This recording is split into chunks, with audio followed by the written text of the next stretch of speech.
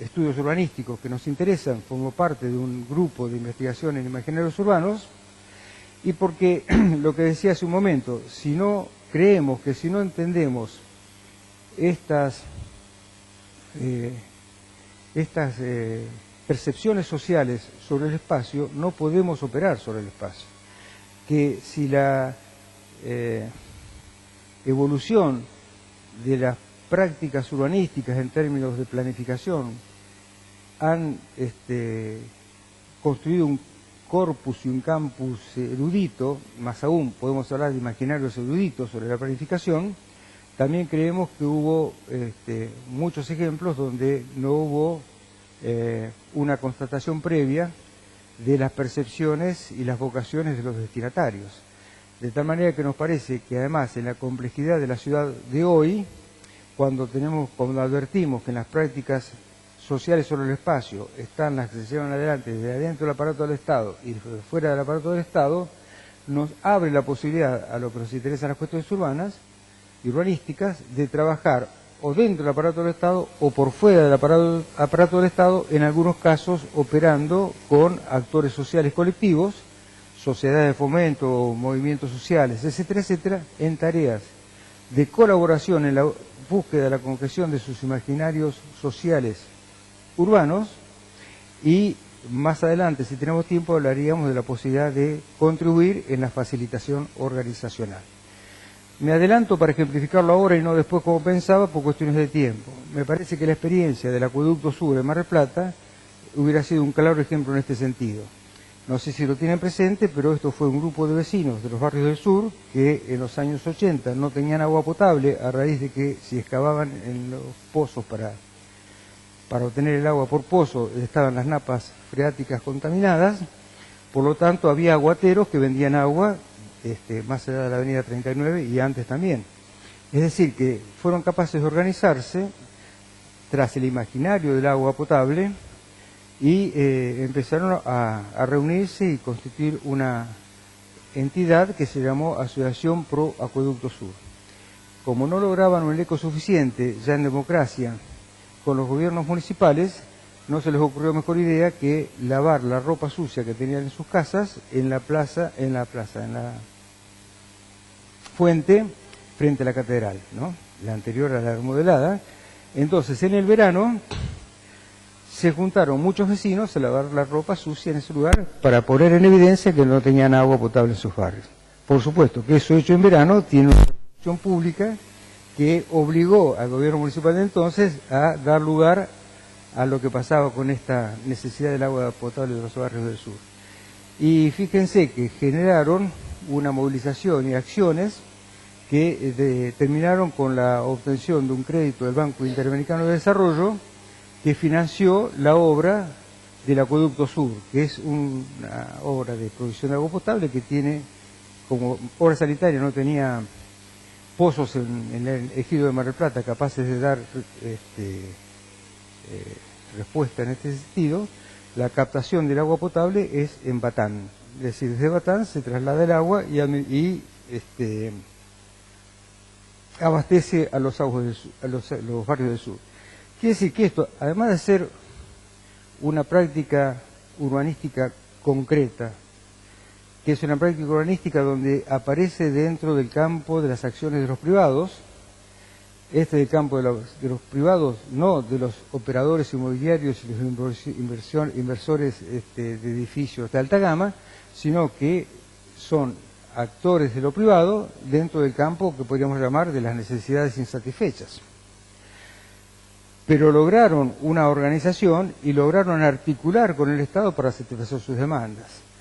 Creo que lo hicieron sin urbanistas, salvo algún arquitecto al cual recurrían de tanto en tanto para pedirle colaboración, e incluso Eduardo Layuz, si ustedes lo conocen, que era fomentista en esos tiempos, formó parte de las acciones, y lograron concretar la obra pública. Es decir, que estamos hablando de obra pública, también estamos hablando de lo público. Es decir, esto es lo público que no está sobre la superficie, esto no es lo público de las plazas que estábamos hablando, pero esta es la gestión de lo público, y en esta gestión de lo público nos parece que se abren posibilidades para los que tenemos alguna vocación de trabajo con los sectores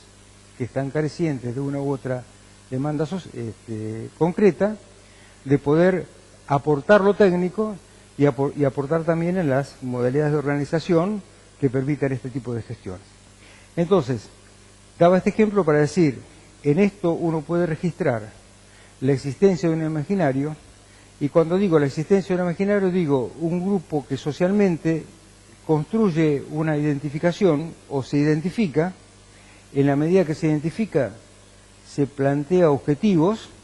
y en la medida que se plantea objetivos, esos objetivos van definiendo una suerte de imaginario. Pero esto es en pos de una obra, de la misma manera que nosotros podríamos decir cuáles son los imaginarios sociales que detectamos en uno u otro barrio de la ciudad. Con cierto, esto es un poco aventurado, pero uno puede llegar a suponer que cualquiera de nosotros presupone que en tal barrio ocurre tal cosa, que en tal barrio ocupa tal otro, en que tal otro, y entonces podemos encontrar que identificamos barrios como barrios de élite, de sectores hegemónicos, y advertimos y reconocemos barrios de carecientes, y muchas veces hasta identificamos barrios que aparecen en la percepción colectiva de los habitantes de Mar del Plata, que son los barrios descalificados, los barrios manchados. Por ejemplo, es habitual advertir que hay una percepción negativa sobre lo que pasa dentro de lo que se llama el complejo centenario. Entonces, es decir, que hay una percepción social de que ahí pasa tal cosa. Ahora, cuando los grupos sociales se reconocen, están reconociéndose y están compartiendo valores y están construyendo pautas que los identifican socialmente, pero también los relacionan. Por ejemplo, es típico encontrar en la zona de Peña y Jara todo un tratamiento de grafitis. Esto es Alvarado. Y uno anda por el puerto y encuentra una representación, una carga simbólica sobre el espacio que tiene que ver con los colores verdes y amarillos del Aldo Civi. Esto construye identidad, porque los que pintan esos paredones son los que van juntos a ver el partido del equipo de sus amores, y son los que saben que si juntos van al barrio de donde está pintado de los otros colores, van al conflicto. Es decir, que hay relaciones sociales que se establecen explícitas o implícitas que hacen que diga que yo me conduzco de esta manera. Me identifico con mis pares y actúo en consecuencia. Lo estoy diciendo muy rápido porque si no, no lo vamos a ver. Pero ¿por qué digo todo esto? Porque al analizar Mar del Plata, cuando uno trabaja imaginarios, alguna vez uno me preguntó, ¿pero cómo registrar su imaginario? ¿Cómo lo constatás? Esto que decíamos hace un rato, en la primera parte, que yo decía, uno recurre o quiere recurrir a las ciencias sociales para plantearse una hipótesis que a través del trabajo de investigación quede verificado. Bueno, el registro de los imaginarios tiene también metodologías que uno puede considerar como válidas en tanto se inscribe dentro de un campo del conocimiento que todavía está en formación, pero que de alguna manera permite decir que esto que estoy afirmando tiene estas modalidades de demostración. Pero también quería decirlo por lo siguiente: si en la primera parte puse tanto énfasis en una teoría explicativa que para mí, en la medida que la asumo y la adopto, está iniciada en el pensamiento propio de Marx, independientemente de los marxistas continuadores en uno u otro sentido, pero es la teoría crítica con las categorías de análisis con las que más manejo, también tengo que saber decir y decirme, según el pensamiento propio de Marx, las clases sociales y la pertenencia a una u otra clase social derivaba en una cierta conciencia social. Por lo tanto, si era uno el proletario, formaba parte de los proletarios, la conciencia social del proletario era la de la resistencia y rechazo a la clase de los capitalistas. Ahora bien, el propio Marx y Engels se dieron cuenta que no necesariamente la condición de clase determina un pensamiento en consecuencia, es decir, que las clases sociales pueden ser clase en sí, clase proletaria, si lo fuéramos nosotros, pero no necesariamente que nuestra conciencia social se identifique con nuestra reivindicación de clase. Es decir, que la clase puede ser clase en sí, pero no necesariamente clase para sí, en la medida que no pelea, no pugna por lo que en principio le corresponde. Más aún, Engels llegó a decir en algún momento en vida, en definitiva, la ideología de la clase trabajadora es la ideología de la burguesía. Es decir, que empiezan a aparecer y a advertirse construcciones sociales, mentales, que nos van,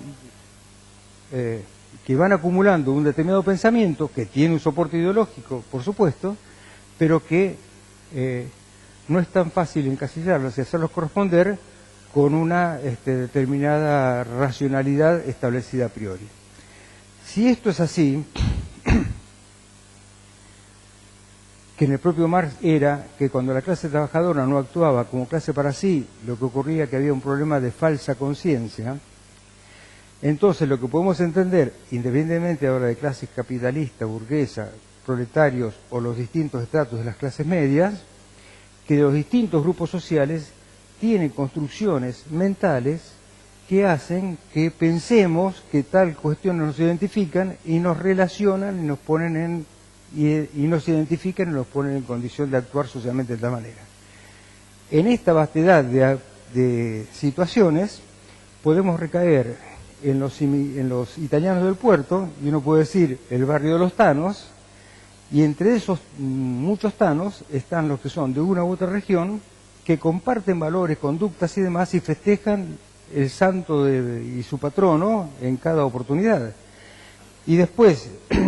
podemos encontrar españoles de uno u otro lugar, y así sucesivamente. Y después nos encontramos en la simbolización del espacio, el monumento al Quijote, que representa a la comunidad española, o la loba con Rómulo y Remo, que es el monumento a los caídos por Italia. Es decir, que los grupos sociales, en una acción policlasista, o por encima o por fuera de lo que son las clases en sí, tienen conductas sociales que uno puede registrar. Y esas conductas sociales generan identidades sociales, y esas identidades sociales construyen imaginarios que hacen que actúen colectivamente en tal sentido. ¿Por qué era interesante decir esto? Porque en este intento entonces decimos que estas imágenes pueden reflejar vivencias de distintos lugares, símbolos, documentos representativos, que nos van permitiendo registrar o entender que hay imaginarios institucionales, hay imaginarios juveniles u otros. Las 7. Bien. Entonces, quería llegar a que en los años de la década del 10, cuando veíamos a su momento cómo apropiaban y organizaban el espacio los turistas y cómo los pescadores pescaban y hacían de bañeros, cómo había un incipiente crecimiento de una población estable, en la década del 10 los marplatenses constituyeron la Junta de Resistencia a los comisionados municipales, y entendemos que los imaginarios que los nuclearon en pos de poder conseguir votar sus intendentes, constituye eso un imaginario instituyente, es decir, que pugna por modificar lo instituido, y al punto que ese imaginario instituyente terminó siendo instituido porque esta Junta de Resistencia a los comisionados municipales logró que en Mar del Plata se eligieran los intendentes por el voto popular. Y entonces, si veíamos antes las transformaciones en la bahía fundacional, guiadas, hegemonizadas, concretadas por la clase aristocrática que hacía de la villa balnearia su balneario, su villa, y acomodaba el espacio en función de sus propias búsquedas, pero además era su representación del espacio, los marplatenses en acción de gobierno empiezan a ponderar la obra pública, como este primer centro de salud municipal, el de Colón y Salta, la primera escuela que la municipalidad compra para donarla a la provincia y hacer ampliar la oferta educativa, o incluso la propuesta de hacer en el barrio de La Perla, en el balneario de La Perla, que ya para ese tiempo era un poco el balneario de los marplatenses, un balneario municipal para el ocio y la recreación de los propios. Quiere decir que en esto de ver los conflictos y las pujas de carácter social, político también, encontramos materializaciones espaciales en uno u otro sentido. Entonces, identidades e imaginarios urbanos en relación a las prácticas urbanísticas. Lo paso de largo porque quería anticiparles, apenas me diga Adriana que terminamos, en dónde seguiría esto, que volviendo a la bahía fundacional y dejando por un momento a los marplatenses,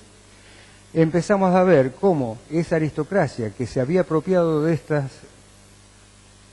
estos territorios y construía su villa balnearia,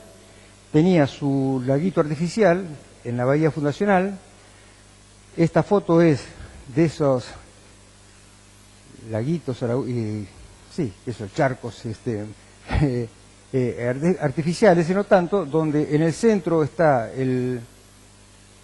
Club Mar del Plata y a la izquierda el Bristol Hotel, y a la derecha se ven las cúpulas de la última Rambla de Madera.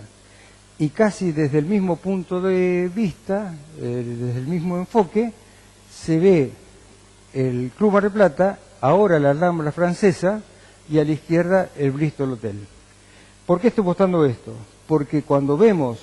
cómo la burguesía de entonces construyó su Rambla de material, estamos viendo también cómo acomoda el espacio que hace de espalda y de soporte a esa Rambla. Y fíjense que esto se extiende como Paseo General Paz con un valor paisajístico de primer nivel. Y la Rambla a la Francesa es una Rambla que acá está un poco tirado a los pelos arbitrariamente, aquella referencia que hacía al trabajo de Rojas Mix y la transformación espacial de las plazas de la Colonia en la Plaza de la República, que la carga ornamental tenía que ver con el urbanismo y la arquitectura francesa, por valor simbólico que tenía para esa clase dominante, y cómo la clase dominante de entonces, la Rambla para sí, la hace afrancesada. Sin duda es que esta Rambla no era para todos, y que esta Rambla, con el tiempo y el advenimiento de la clase media y el turismo de la clase media, fíjense, esta cuestión, esta foto es para mí altamente representativa. Es decir, con un bicho más exótico, tan exótico como un camello, alguien lo traía todos los veranos, así como a veces ahora vienen esos trencitos y aparatos para pasear gente. Acá uno traía un camello para pasear a las damas de la sociedad por las arenas frente a la Rambla francesa. Es decir, que esa imagen que vimos es de una utilización y una significación y un simbolismo sobre el espacio que empieza a confrontar con esta foto donde empieza a aparecer un uso más masivo del balneario y donde la Rambla está desbordada por la clase media de entonces. Continuamos con esto diciendo, aparecen los gobiernos conservadores, el golpe del 30, etcétera, etcétera, y le encomiendan a Bustillo la nueva Rambla. Esta es la perspectiva original de Bustillo, y para mí muy bien lograda, porque fíjense que, acá aparece la foto en los años 60 y tantos, que recrea de alguna manera aquello de Bustillo. La foto anterior era para explicar cómo se fue construyendo la Rambla de Bustillo, la Rambla Casino, demoliendo la Rambla francesa. Bueno, estamos con la bahía fundacional y todos estos procesos de transformación espacial hacen que la clase alta ya no se sienta cómoda entre tanta clase media. Por lo tanto, el mismo gobierno conservador de aquellos tiempos construye los balnearios de Playa Grande, que habrán de ser el reducto para la clase alta durante unos pocos tiempos, hasta que después de a lo mejor 20, 30 años se les ocurre mudarse al otro lado del Río de la Plata y han construido Punta del Este. Bueno, son las 7:00. Yo puedo quedarme toda la noche y si no seguimos mañana como ustedes prefieran, pero por lo menos quería dejar planteado el tema de que estamos dentro de la temática ciudad y espacio público, que prefiero hablar de lo público, que nos había encomendado Adriana Olivera. Como ustedes quieran, son 7:10.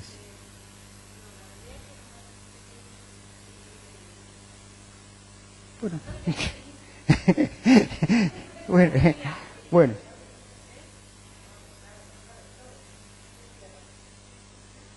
Bueno. No.